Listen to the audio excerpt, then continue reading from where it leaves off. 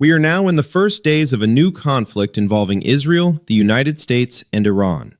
It is still very early to draw definitive conclusions, but some signals are already appearing and we can start to see the first economic effects of this war.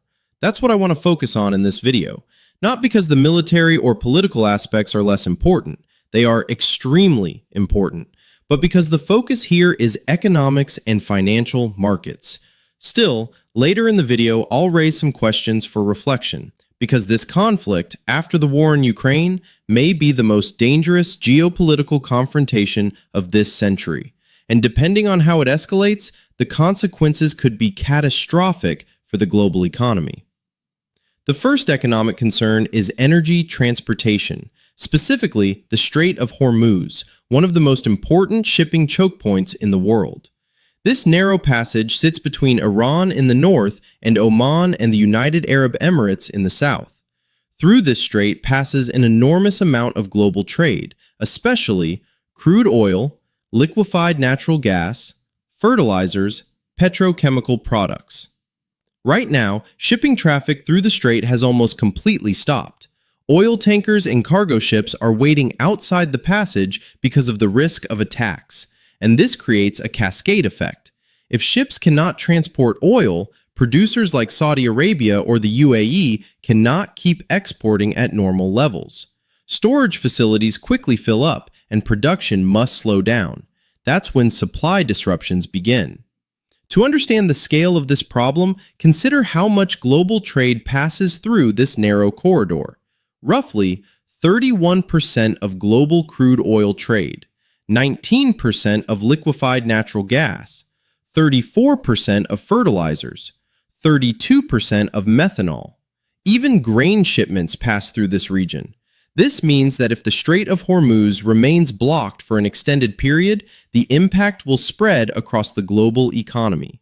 Energy prices rise, fertilizer prices rise, food production becomes more expensive, and ultimately, inflation spreads worldwide.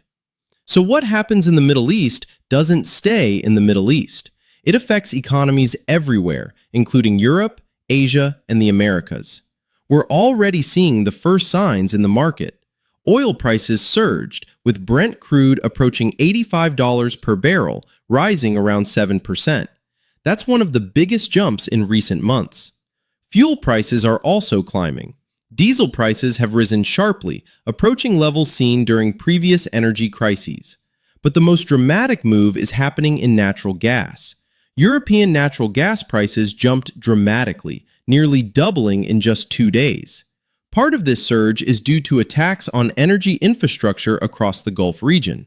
Facilities in Kuwait, Qatar, Bahrain, Saudi Arabia, and the UAE have reportedly been targeted. And when major producers like Qatar reduce output, global supply chains immediately feel the shock. Interestingly, oil prices have not exploded as dramatically as in past crises. There are two main reasons. First, global oil production today is more diversified. The United States is now the world's biggest producer, which reduces dependence on Middle Eastern supply compared to the 1970s or 1990s.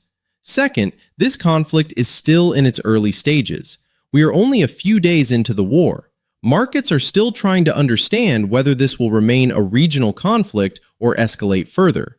If the Strait of Hormuz remains blocked for weeks, the price impact could become much more severe. Financial markets are now starting to react. Stock markets around the world are falling. The dollar is strengthening as investors search for liquidity.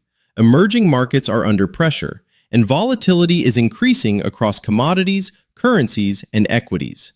At this moment, uncertainty is dominating global markets, and the biggest unknown remains the same. How long will this conflict last?